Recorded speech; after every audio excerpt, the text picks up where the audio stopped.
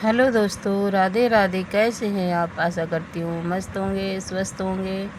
और दोस्तों, मैं भी अच्छी हूँ और आप सभी के बीच उपस्थित हूँ अपने डेली ब्लॉग में।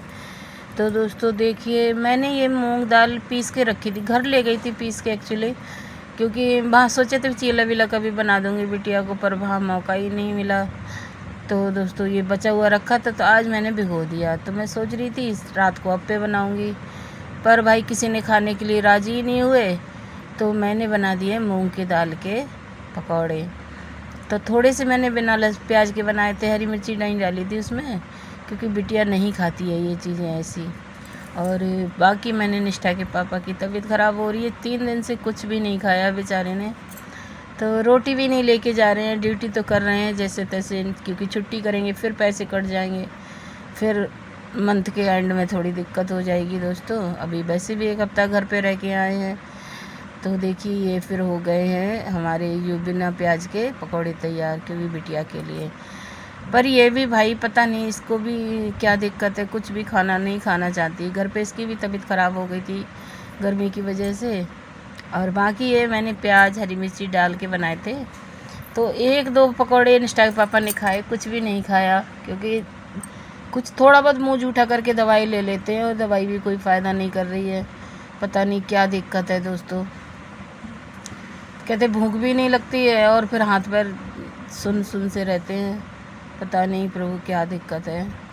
तो हमारे पकौड़े तो हो गए तैयार, और मैंने बोला था चटनी से खाओगे, कैसे खाओगे, तो इन्होंने चटनी के लिए तो मना कर दिया। तो मैंने ऐसे ही नींबू और काला नमक डाल के दे दिए थे।